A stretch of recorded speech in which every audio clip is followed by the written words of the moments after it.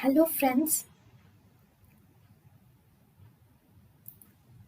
Welcome to Creative Medicine. In this lecture, we will learn about. Hello friends, let us now learn some important points about submandibular gland. Submandibular gland, yeah. If you learn some important point, let us now learn some important points about the sublingual gland. Okay, this submandibular gland. Okay, submandibular gland is mainly situated in the posterior half of the mandible. It is situated in the posterior half of the mandible. The weight of the gland is around 10 to 20 grams. This is important. Weight of the gland is around 10 to 20 grams. Now it has two parts.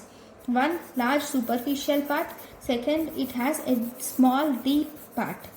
Large superficial part will lie above the mylohyoid muscle. It will lie above the mylohyoid muscle.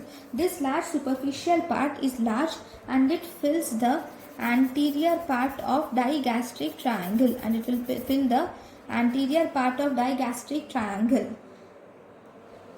Then this and superficial part will have two parts, anteriorly and posteriorly, and it is divided into three surfaces: inferior surface, medial surface and lateral surface. So now if we see the diagram, so this is the mylohyoid muscle. The mylohyoid muscle divides the submandibular gland into superficial part of the submandibular gland and the deep part of submandibular gland. It divides into superficial part of submandibular gland and deep part of submandibular gland. This is sublingual gland. Below this we have hypoglossus nerve. Okay, now if you see facial covering or capsule, the submandibular gland is enclosed by a facial sheath that is derived from deep cervical fascia. So if you see, this is the picture. So just a minute. Right, so this is the superficial lamina of, this is the submandibular gland. Okay, this is the submandibular gland. Yeah, this is the submandibular fossa. This is mandibular canal. Okay, now it has two. The deep cervical fascia will come. This is the deep cervical fascia, investing layer of deep cervical fascia, and divides into two lamina. One, we have deep lamina of deep cervical fascia. Second, we have superficial lamina of the fascia. Both these will enclose the submandibular gland. Now, if you see the relations of submandibular gland, if you see, the anterior part of the gland is related to mylohyoid muscle, mylohyoid artery and mylohyoid nerve. Mylohyoid muscle, mylohyoid artery and mylohyoid nerve.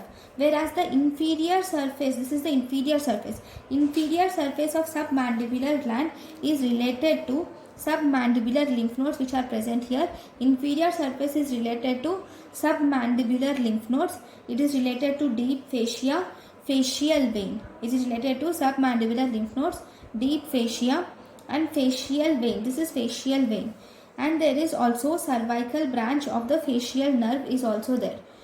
This is cervical branch of facial nerve, and it is also related to the platysma muscle and the skin. So these are the relations of superficial or inferior surface of the gland. Then if you see the relations of the posterior surface of the gland. In the posterior surface, so this is the submandibular gland. This is which triangle? This is digastric triangle. Right, submandibular gland is present in the digastric triangle. So the posterior relations are nothing but all the structures which are present in the submandibular or digastric triangle. So this is the tendon of digastric. This is the, here you will have posterior belly of digastric. Here we have anterior belly of digastric. Okay, this is submandibular gland. This is submental branch of facial nerve. We also have mylohyoid nerve and vessels. Then this is mylohyoid. This is hypoglossus muscle. This is the constrictor muscle, middle constrictor muscle of pharynx. Then this is stylopharyngeus. This is this nerve here. This is glossopharyngeal nerve. Okay. Then what is this nerve? This is hypoglossal nerve. Okay, this is glossopharyngeal nerve. This is hypoglossal nerve. This is lingual nerve. So submandibular gland is related to three nerves. One is hypoglossal nerve. This is hypoglossal nerve. Here this is lingual nerve. This is lingual nerve. This is glossopharyngeal nerve.